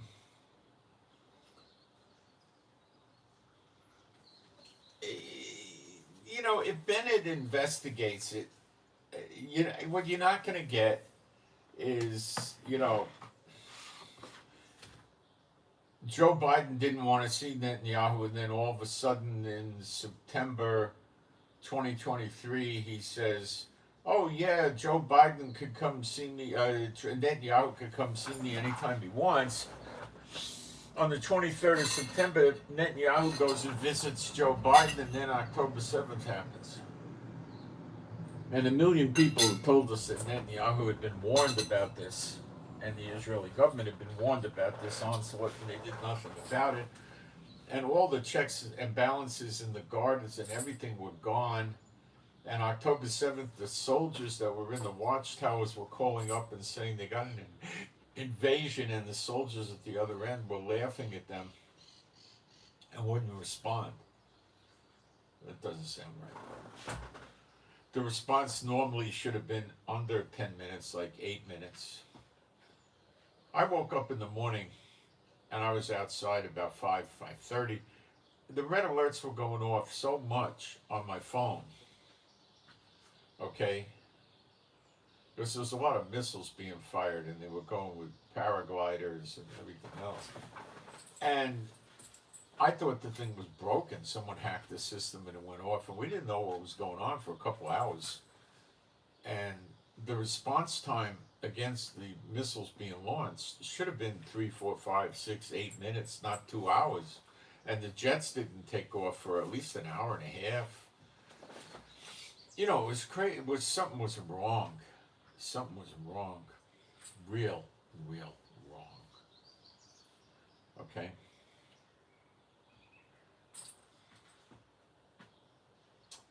And, you know, normally there's lots of soldiers down there. There'd be vehicles down there. Helicopters and jets would be there in minutes and bomb the people onslaughting in.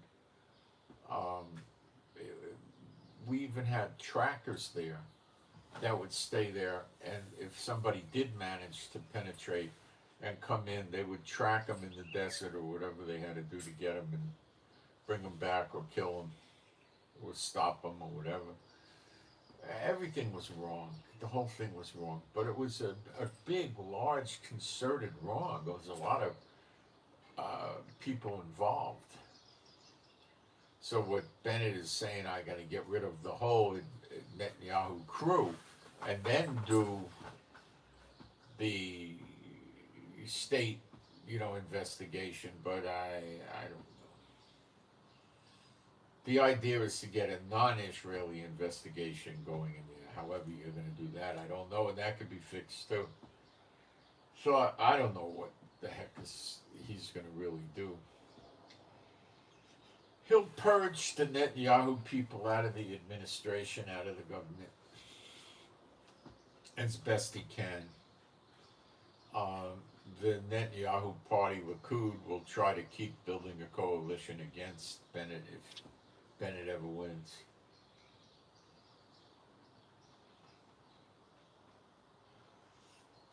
See, there's a tremendous amount of division going on. The right wing, Smotrich and Ben Gvir aren't going to like. They don't like Netanyahu, and they're not going to like Bennett that much either. But they might go to bed with Bennett. The Orthodox, they're never going to agree that it's okay. The ultra Orthodox don't have to go in the military. So the ultra Orthodox, if they're finished with Netanyahu and Smotrich and Ben Gvir join with Bennett, they might think it's better to keep Netanyahu and stay with Netanyahu.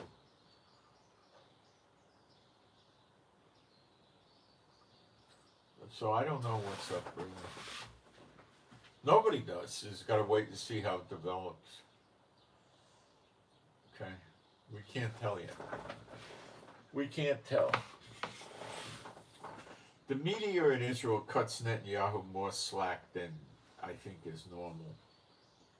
Not all the media, but a lot of it. Not all of it.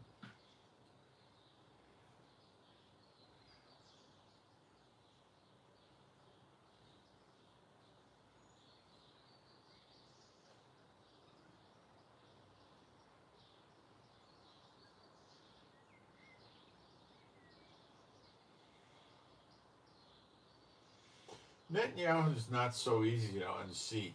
Now he's going to go around and tell all the people that could get in trouble over October 7th that they better stick with him and get more support that way, right?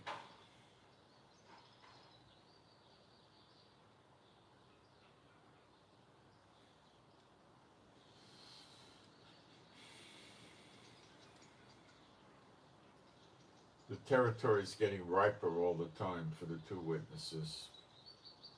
Oh yeah. And it's going to continue to get riper and more so. Let's see what's cooking in our chat. We got questions or prayer requests or anything like that. Whoops, where did this go? Okay, let's see if I can read this.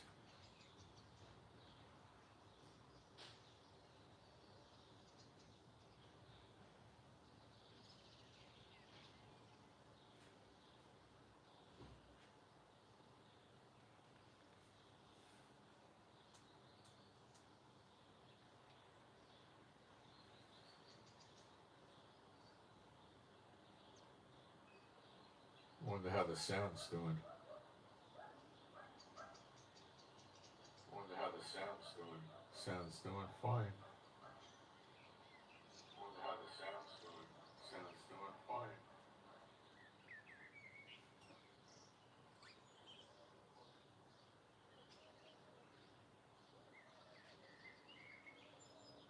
Someone says Trump reminds me of Richie Rich, the old comic book character. I think that was tied to Archie or something. I don't know. I was never a big Archie comic book guy. I liked Superman, Superboy, Batman, Charlie Chan.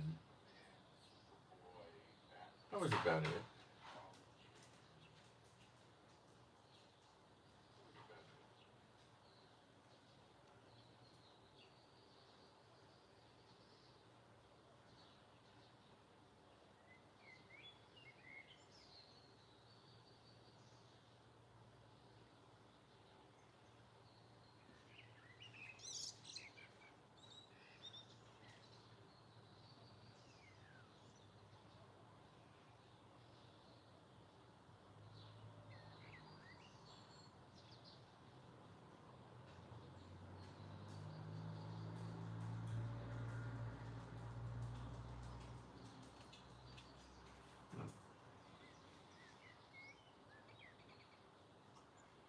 Today, somebody asked me an interesting question about inner healing, if it was biblical and things like that. And that was a good, healthy question.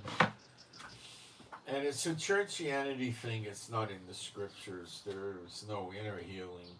You know, this is something that probably has roots in witchcraft. Designed to make the people think they got something wrong with them that they don't, to enable them to give ground to Satan. They can get their curses and witchcraft and spells on the person better that way. That's what I believe this is. So it's nothing to pay attention with. Okay, you could always ask for Jehovah's peace. That's all. But inner healing, come on. That's terminology that leads you to think there's stuff going on. It's not biblical. So you don't have to pay much attention to that. Okay, if Bennett gets in, tourism will pick up. He'll get rid of the ultra-Orthodox because they're not supporting him. So he'll start taking away their control of the kosher. He'll peel their budgets back on supporting them at the yeshivas, and they'll have to go in the draft, and they might not leave Israel. They said a few things. One of the things they said is, "Oh, we'll all go to jail. Israel can't put us in jail." That's pretty true.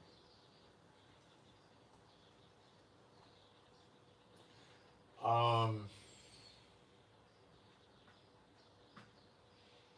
Another thing said is they said, well, we'll all leave Israel. Well, they don't do anything for the economy in Israel. I'm not trying to throw them out of Israel, but if they want to, you know, play games where their kids don't go in the army and the Israeli public got to keep paying more and more tax money to them to support them while they supposedly pray, that's a lie. They don't pray. They say they pray. They read prayers out of a prayer book. That's not praying. They read Psalms and call it a prayer. That's not a prayer. They don't pray. Okay? They reject Yeshua. They believe he's not the Son of God. They don't believe he's a prophet. They don't believe he rose from the dead. And they believe he's a bastard because they can't understand being fathered by the Holy Spirit. So, God's going to have a lot of trouble using them, right? In their present state. But they could be turned around at redemption. So I'm not such a big fan on throwing them out of Israel or having them leave Israel, but it could be that they elect to go. You know, if they stay here, their kids could face jail. They could face lots of other penalties, like their bank accounts could get closed by the government, right? Their passports could be canceled. Lots of things could happen, okay? Yeshivas could be closed as a haven for draft dodgers. You know, all kinds of stuff could go on.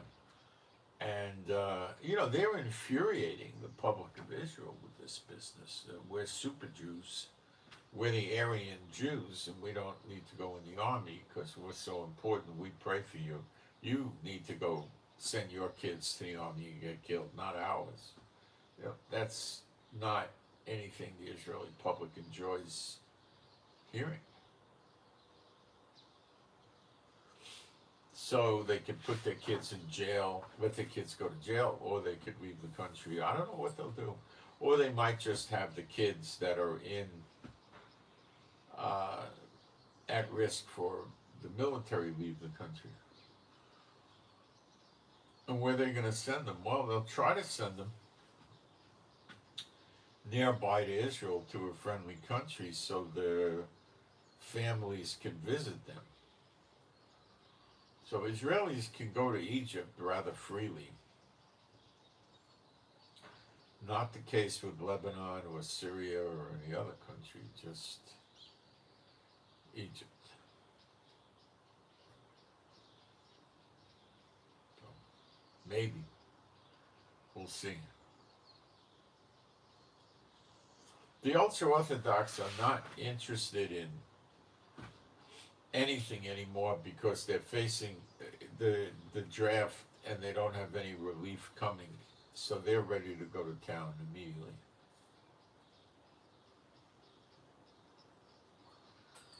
And they want Netanyahu out, and their plan is to form a new coalition where they could get legislation passed that gives them the exemption, and I don't think they have any ability to do that.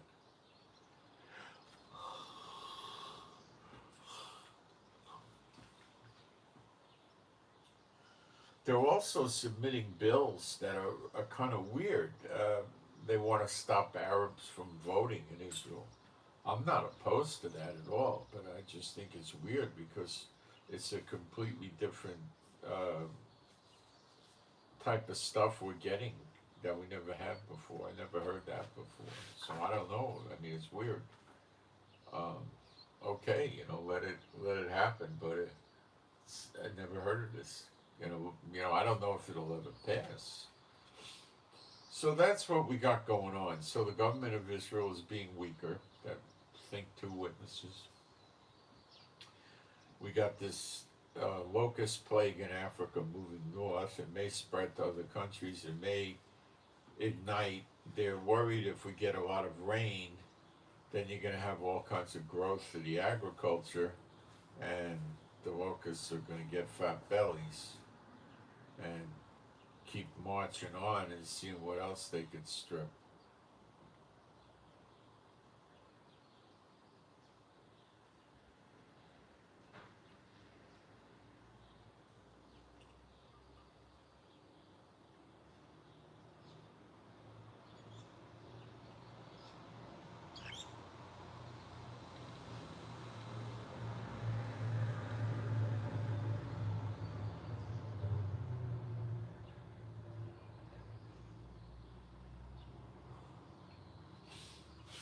Okay, so I'm going to get a prayer out.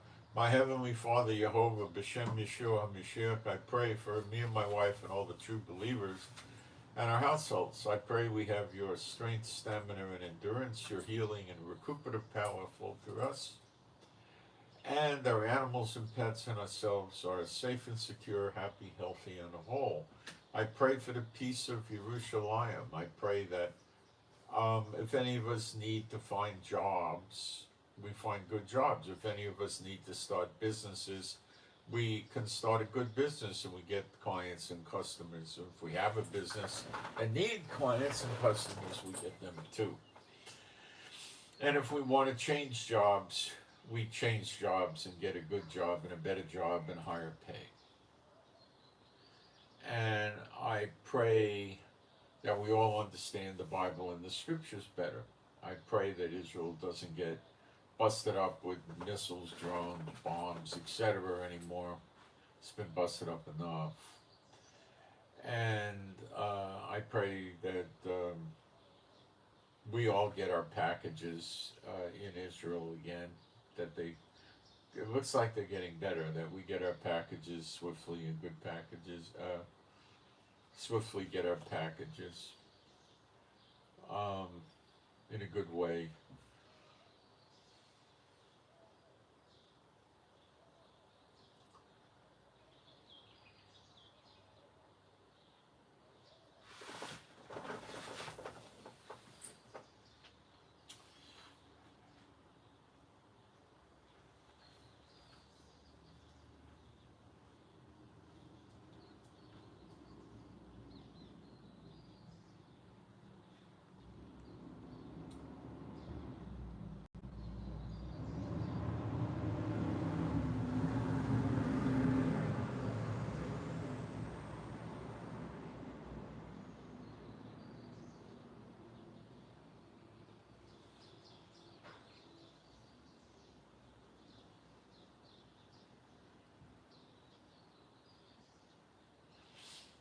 Okay, I pray that this Netanyahu leaves the government for all time, forever. I pray we get rid of this Netanyahu. And whoever replaces him is much better than Netanyahu, and I pray that the two witnesses would be replacing him. And I submit this to you, my Heavenly Father, B'Shem Yeshua HaMashiach. And you can agree with that, okay, if you're a true believer. Okay, spiritual warfare. B'Shem Yeshua HaMashiach, my Heavenly Father Jehovah, I loose off of me and my wife, all the true believers in their households and their families. Any witchcraft spells, enchantments are all removed, lifted off of no value, no effect forever, whatever the source is, B'Shem Yeshua HaMashiach. And I pray, my Heavenly Father Jehovah, that no true believer gets any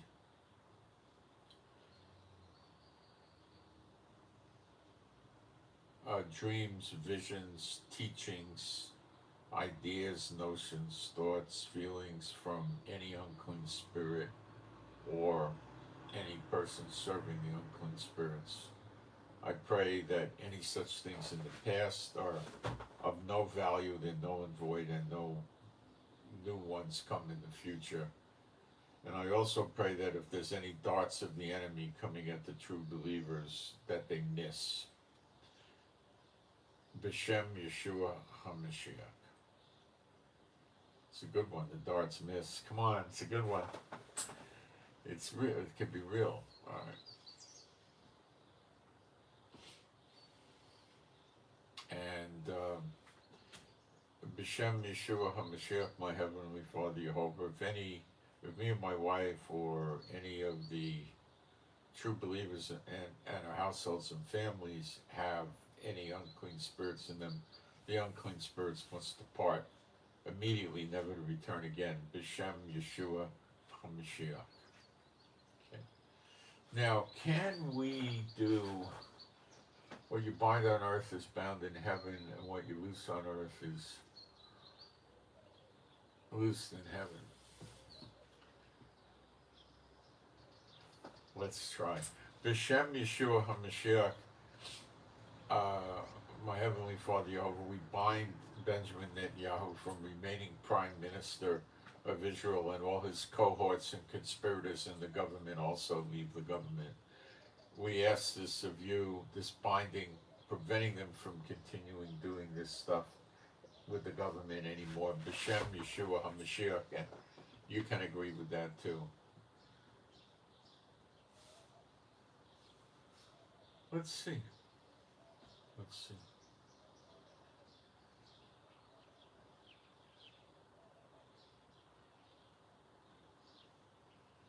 We'll see what happens. All right. So I send my shalom to all those who love Yeshua HaMashiach. And please pray for me. My hernia has been acting up. Usually doesn't bother me, but pray that that stops bothering me, if you would. Okay, it comes and goes, but I appreciate prayer for that. And thank you. And I'll keep updating us and see what's going on. And today ought to be an interesting day. If they're going to suspend the Knesset, that they might. I don't know. I'll be updating. Okay, I'm out.